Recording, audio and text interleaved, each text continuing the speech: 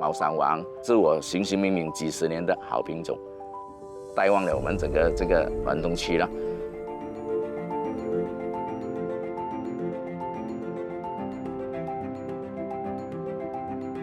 Bukit Tinggi 这里的海拔、土地非常的适合种姜，种出来那么肥美的姜，那么有素质的姜。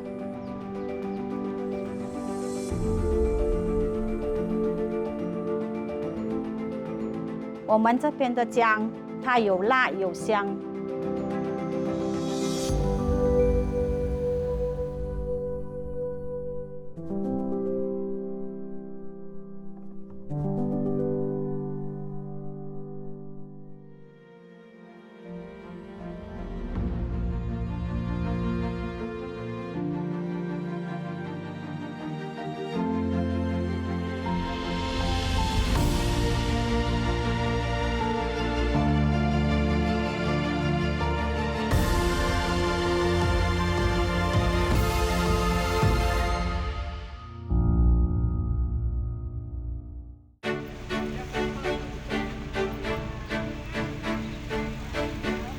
文东县位于马来西亚彭亨州的西南部，距离吉隆坡只有80公里，人口约有11万人。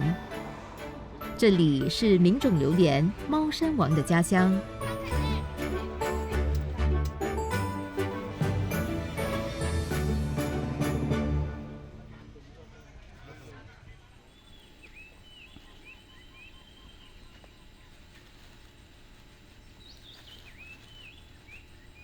其实呢，这个猫山王呢，在没有成名之前，它的名字是叫昆玉，是来自这个达纳梅拉吉兰丹州达纳梅拉的小岛布劳拉亚。80年代、90年代那时候不红的时候呢，很多人都是叫它叫昆玉王的，因为榴莲很多人喜欢叫黄下去的，有这么杜拜 King 啊，有这个黑翅王啊，有苏丹王啊，他们都这样叫王，所以就演变成今天就猫山王。唐天生在文东县的家乐经营果苗中心，是推广猫山王的起点。许多马来西亚的猫山王果苗都来自这里，也有人誉他为猫山王推广之父。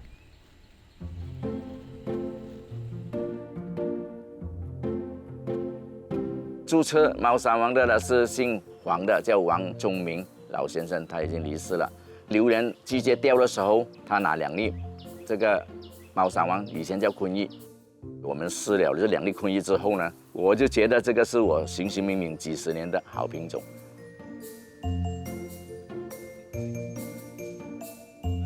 去考察了3年，都是产量每年都是那么好。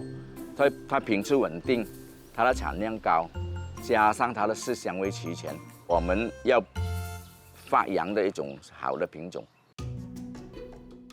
猫山王的果肉像是黄金，肉厚却口感绵密，深得榴莲爱好者的喜爱。然而，它的种植过程却也不简单。这个嫁接的呢，它基本上你要很熟练，它的苗要很壮，然后加上那个时间点很重要了，你放肥的准确性了。一放了肥嫁接呢，它的成功率比较低了，而且它都会有一些死亡的一些芽眼，它会有一些失败率的。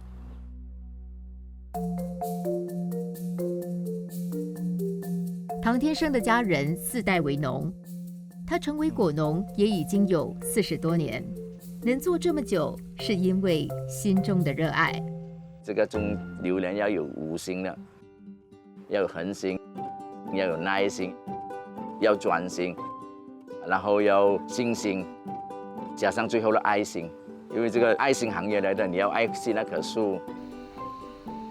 我是电子工程的，但是我就兴趣。因为一直来我喜欢这个农业，尤其是榴莲，我喜欢吃，所以我一直来就在研究这个榴莲的品种，对这榴莲有个很大的钟爱。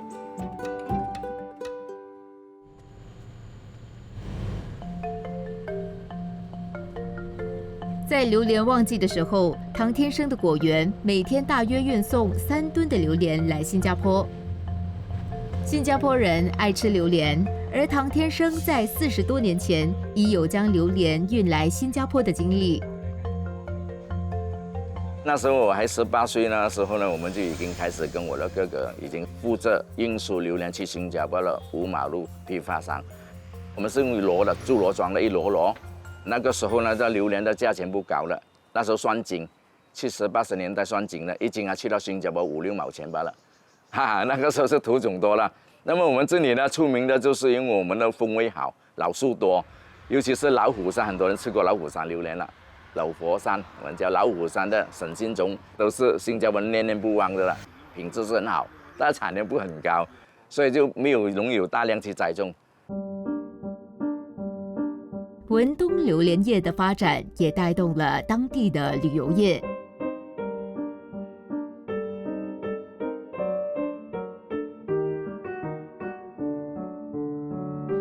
董事兴的榴莲园常在榴莲季节招待闻名而来的游客。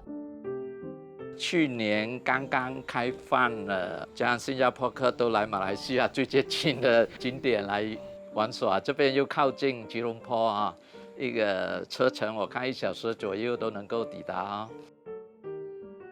我是一个土木工程师来的，我跟我家人都喜欢吃榴莲啊。这样在偶然的机会啊，朋友说不如去买榴莲园啊，这样的话要吃榴莲都有自己的榴莲，不需要在街边买榴莲，时常给人家骗啊。就这样偶然的机会，我就在2013年买了这个第一段的榴莲园。后来因为当榴莲季节来的时候，它是很多的，吃也吃不完的，我要到处派的。然后朋友来，他们觉得很好，说这样子很浪费，不如你把多余的拿来卖。董事兴原是吉隆坡人，经营建筑生意。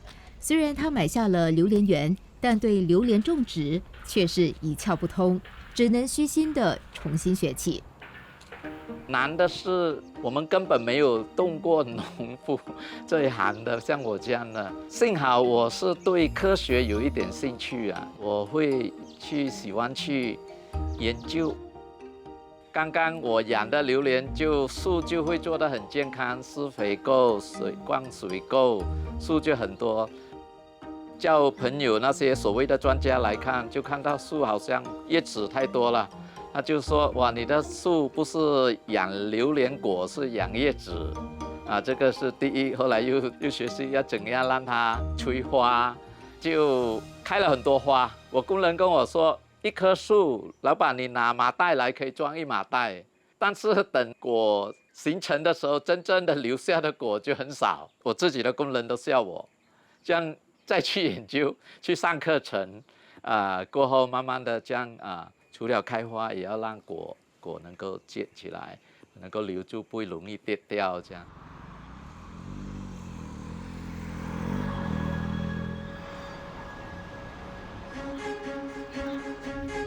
榴莲业为文东带来巨大的商机，同时也刺激了当地的经济发展。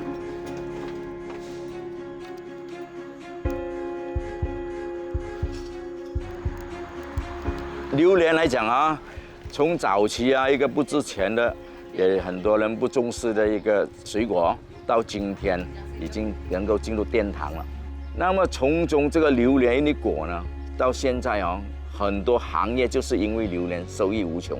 在这个榴莲季节的时候，你会看到很多新加坡的游客，他们会组团或者是这个家人到来我们这一带去游玩，带旺了我们整个这个文东区了。所以我就是希望文东这个榴莲的种植人继续的能够把这个榴莲的品质与产量做大做好。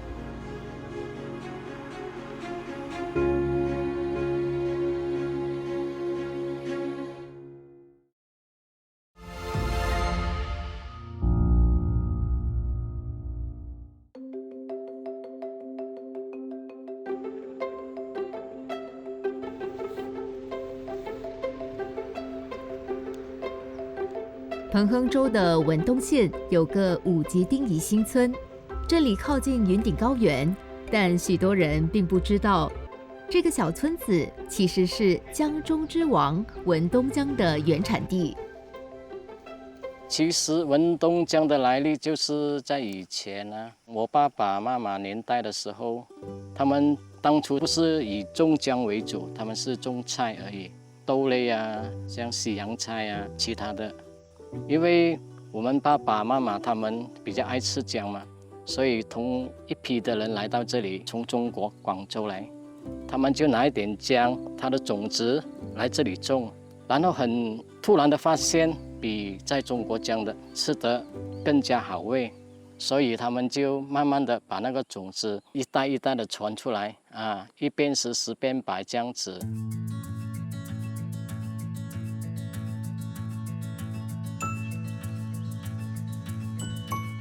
文东江并不容易种植，从小就和父母种姜的吴永月是经验丰富的姜农。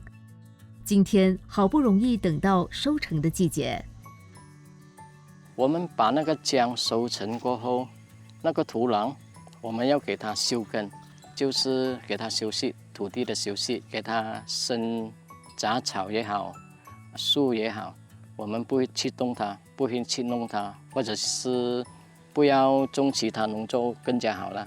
我们最少也要4年到5年才可以翻种，因为我们在种下去的时候啊，那个姜啊，还有那个气在那边啊，它会残留下那种根烂的姜啊。其实种姜的挑战啊，最主要它生长得美了。你知道姜种下去，你要经营它7个月、8个月的时间啊。你一定要定时去施肥、拔草，一定要清理到干干净净，给它有风进来，太阳晒得到那个农作物，晒得到姜，它的效果就比较好。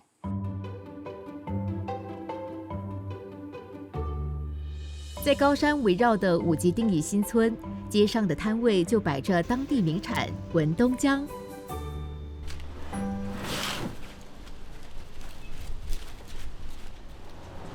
姜的用途有许多，吴永月的姐姐则是把文东姜处理后居家售卖姜粉。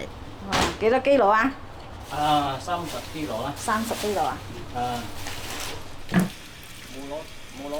姜粉是要够老，要整10个月的姜做出的姜粉比较香，还有粉多。那个姜我们就切片。晒干，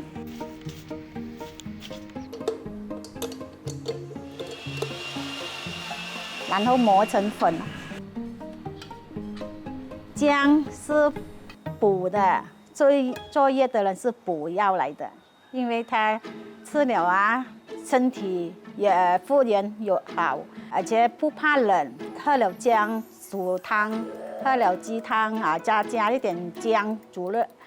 吃了它们身体比较热量好，很大分别。中国姜它吃起来只是辣的淡淡，泰国姜是很辣，它没有那种香的味道。我们这边的姜它有辣有香，有姜的浓度，香的味道。文东布吉丁基才是真正的一流姜，人家会选。新加坡人也是讲。我要这边的姜你不要骗我有一次我就买姜嘛，我就从真的拜里面，这个山的姜瘦一点的。这边我弟弟的姜买完了，他还要订单，我说没有了，我找别的地方带他的姜。他就跟我讲一句话：“安迪，你是骗我的，你这个姜是不是不给丁去姜？”他说味道不同。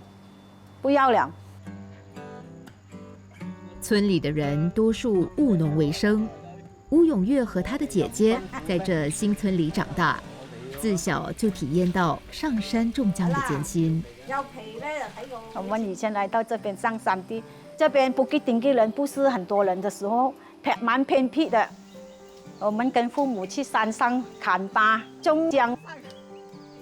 我们来的时候没有什么机器只是人工做的，拿一把锄头就去山上有时下雨的时候我们很惨我们是给雨淋，一直淋到回家还要过桥嘞。大河流来，我们又不敢过，独木桥爬过去哦。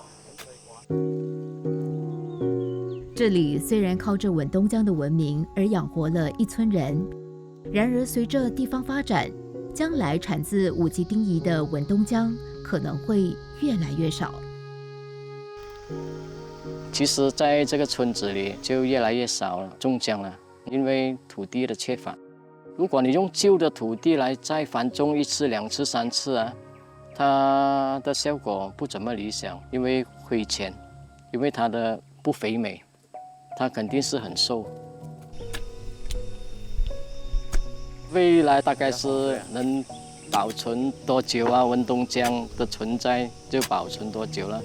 有可能10年、20年啊，文东江就越来越缺乏了。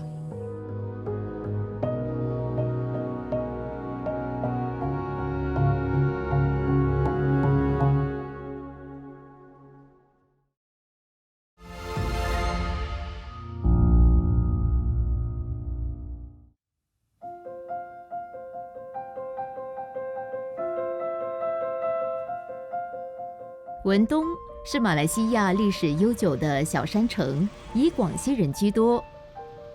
早年盛产细矿，并由马来亚著名的细矿大王陆佑所开发。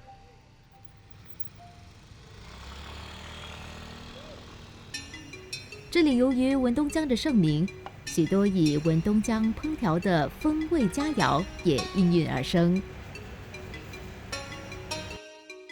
酒楼这里呢，其实有一些例的那个菜式都是以文东江为主，比如说我们广西的美林雞，美林雞大致上是白斩雞醬，就拿那個醬蓉就是配那个雞肉一起吃，所以你可以吃到那个姜和那个鸡的本身的味道，就很清香。最出名的也是我们的彭亨州的野生河鱼。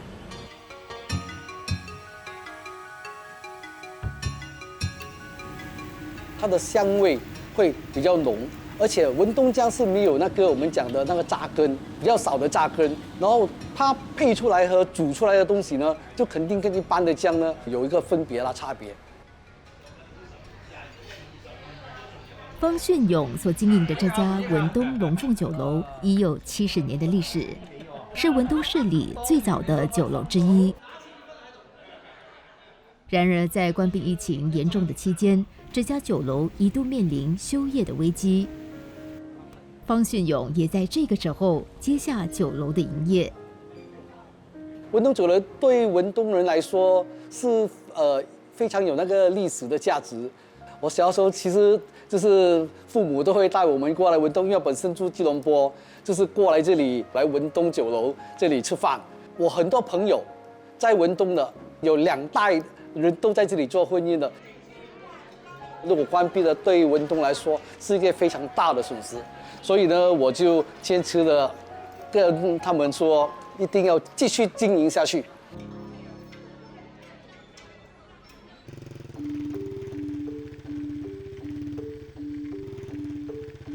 文东江的用途广泛，姜农吴永月也将自己种的姜提供给当地的一些餐馆使用。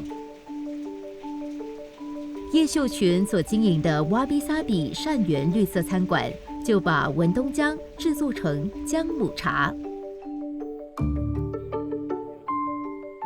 文东姜把它洗干净，切片过后拿去晒，晒了1个半小时，这样给它干水一下，比较香。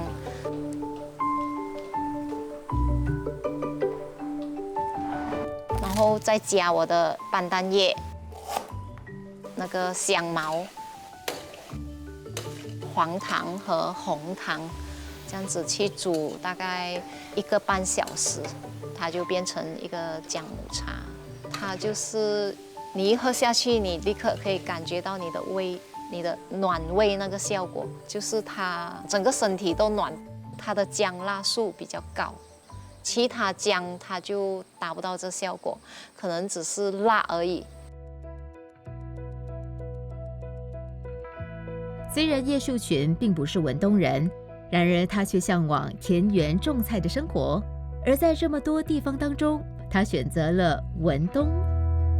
在吉隆坡工作了几十年，就是很向往这种乡下的生活，所以偶然之间来到布吉丁基这个地方一家民宿工作，然后就爱上了这里的那个空气和这里的环境。乡村生活是最自在了。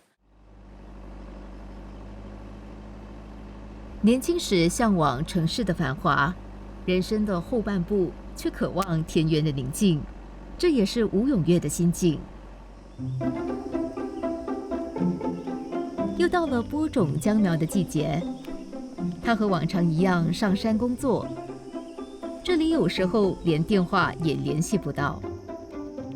其实啊，我是蛮热爱大自然，空气比较新鲜，有负离子也是蛮高。偶尔又听下鸟语花香啊，这种比较轻松的生活。以前的人都是看看外面的世界，花世界啊。大概我20多岁的时候，我就跑去吉隆坡工作，然后40多岁大概逗留在吉隆坡，应该是10多年。40多岁我就回到来落叶归根。其实我觉得种姜做任何的农作物啊，我们是蛮享受尤其它过程，看到你自己用心去种下来的农作物，每一天的生长，最开心的还是收成的那一天如果有价钱的时候我们更加开心，更加兴奋了，因为做农业都是期待这一天。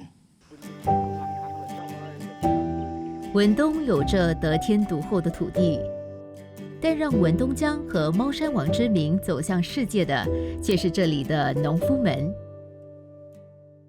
他们不辞辛劳的栽种，就为了等到开花结果的那天。